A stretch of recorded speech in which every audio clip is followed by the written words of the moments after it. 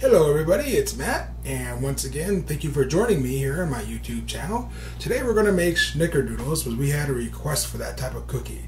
And I did some research on the internet to see what exactly snickerdoodle means, and I found everything from different translations from old world cookie recipes to a made-up nonsense word.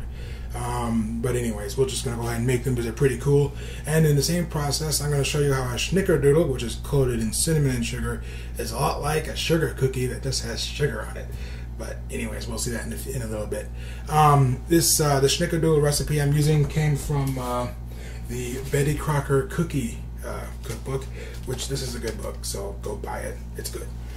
All right. So what we're going to do is we're going to start off with the creamy method like we did with our chocolate chip cookies.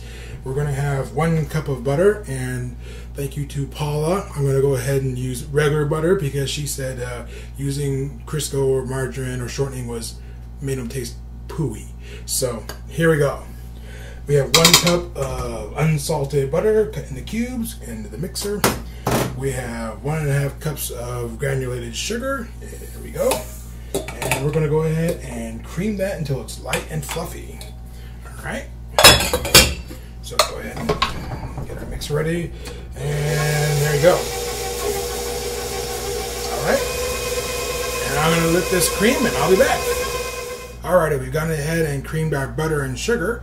And it's nice and light and fluffy. And to this we're going to add 2 whole eggs and 1 teaspoon of vanilla extract. So go ahead and go.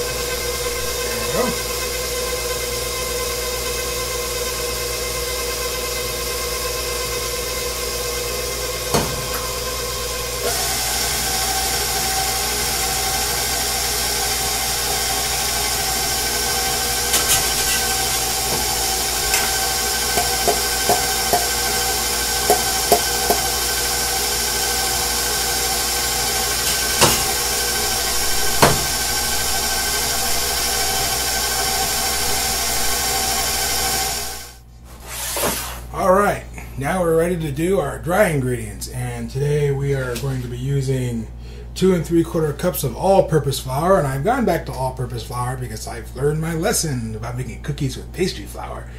We won't be doing that again unless you want flat, crispy cookies. And the leavener of today is we're going to go old school, and we're going to use baking soda. And baking soda differs from baking powder, as baking powder actually has an acid included with it.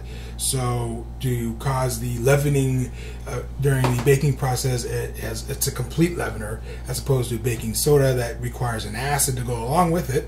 And today's acid will be played by the cream of tartar. Cream of tartar is not what you use to make tartar sauce. However, it is a leftover derivative of the winemaking process. So anyways, we're going to go ahead and add our baking soda, our cream of tartar, 2 teaspoons of cream of tartar, and let me see, we have 1 teaspoon of baking soda, and 3/4 of a teaspoon of salt. And once again, we're using just table salt. And go ahead and once again, if you've seen this program once, you've seen it all the time. We're going to whisk. Eventually, I'll show you how to sift, but we're whisking again. Alrighty.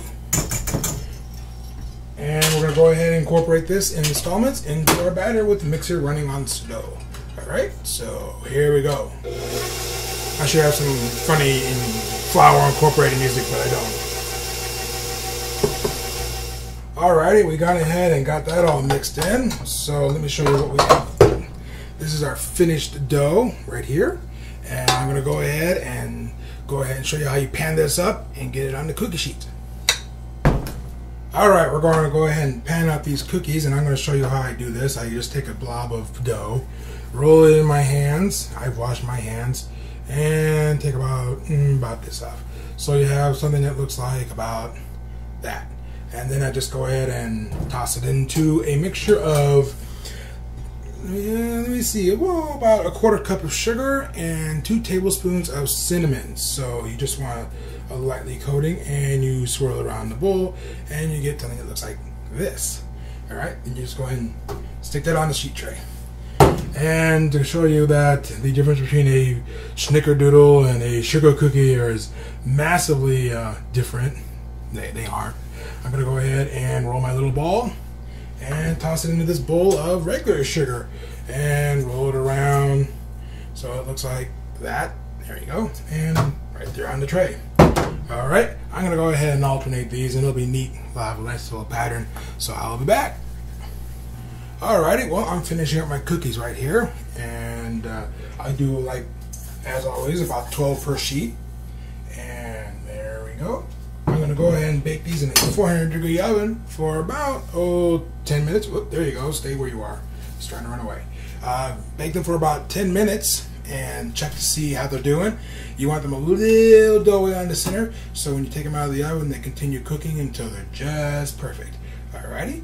And as always, if your oven heats differently from the top and bottom rack and you're doing 2 racks at a time, you might want to go ahead and switch your cookies halfway through the baking process. Alrighty? Thank you. Alrighty, well, as you can see, our snickerdoodles and sugar cookies have come out of the oven and they're looking really good. A lot better than the last cookies I made last week. Oh boy.